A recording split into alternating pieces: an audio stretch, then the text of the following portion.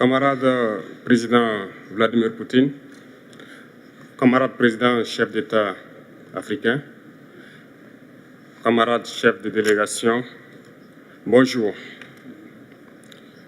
C'est un honneur pour moi ce matin donc de prendre la parole ici et de vous passer donc le salut fraternel du peuple du pays des hommes intègres.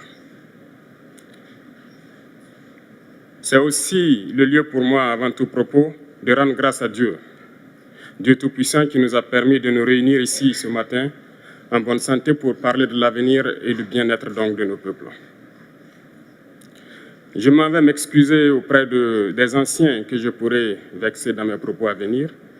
Africanité oblige, les droits d'aînesse, je me dois de m'excuser. Camarades, j'ai quelques questions donc de ma génération, mille et une questions qu'on se pose. Mais nous n'avons pas de réponse. Et il se trouve qu'ici, nous pouvons laver donc notre linge sale parce qu'on se sent en famille. On se sent en famille en ce sens que la Russie est une famille aussi pour l'Afrique. C'est une famille parce que nous avons la même histoire. La Russie a consenti d'énormes sacrifices pour libérer le monde du nazisme pendant la Seconde Guerre mondiale. Les peuples africains, nos grands-pères, ont été déportés de force aussi pour aider l'Europe à se débarrasser du nazisme. Nous partageons la même histoire en ce sens que nous sommes les peuples oubliés du monde, qu'ils soient dans les livres d'histoire, dans les documentaires ou films. On tend donc à balayer le rôle prépondérant qu'a joué la Russie et de l'Afrique dans cette lutte contre le nazisme. Nous sommes ensemble parce que, actuellement, nous sommes là pour parler de l'avenir de nos peuples,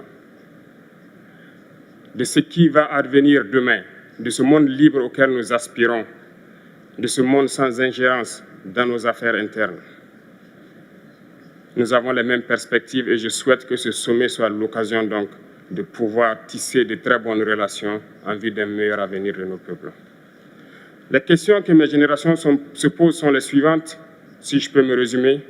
C'est de ne pas comprendre comment l'Afrique, avec tant de richesses sous notre sol, avec une nature généreuse, de l'eau, du soleil en abondance, l'Afrique est aujourd'hui le continent le plus pauvre. L'Afrique est un continent affamé. Et comment se fait-il que les chefs d'État traversent donc le monde à mendier? Voici des questions que nous nous posons et que nous n'avons pas de réponse jusque-là. Nous avons l'occasion de tisser de nouvelles relations. Et j'espère que ces relations puissent être les meilleures pour donner un meilleur avenir à nos peuples. Ma génération me charge aussi de dire que, par ce fait de pauvreté, ils sont obligés de traverser l'océan pour essayer de rallier l'Europe. Ils meurent dans l'océan. Mais que prochainement, ils n'iront pas traverser parce qu'ils viendront devant nos palais pour chercher leur pitance quotidienne. Pour ce qui concerne le Burkina Faso, aujourd'hui, nous sommes confrontés depuis plus de 8 ans à la forme de manifestation la plus barbare, la plus violente du néocolonialisme, de l'impérialisme. L'esclavage qu'on tend encore à nous imposer. Nos dévanciers nous ont bien appris une chose. L'esclave qui n'est pas capable d'assumer sa révolte ne mérite pas que l'on s'apitoie sur son sort. Nous ne nous apitoyons pas sur nos sorts, on ne demande pas que quelqu'un s'apitoie sur notre sort.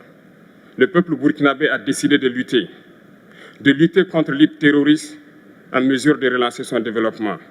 Dans cette lutte, des vaillants peuples, des vaillantes populations se sont engagées à prendre les armes face au terrorisme, ceux que nous avons affectueusement appelés les VDP, des volontaires.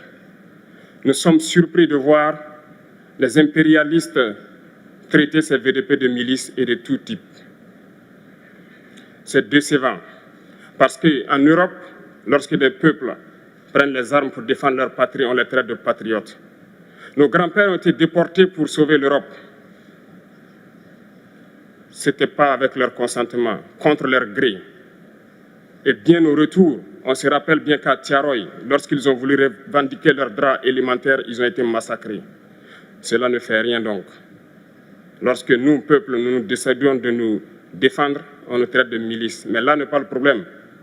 Ce qui est le problème, c'est de voir des chefs d'État africains qui n'apportent rien à ces peuples qui se battent, mais qui chantent la même chose que les impérialistes en nous traitant de milices, en nous traitant donc d'hommes qui ne respectent pas les droits de l'homme.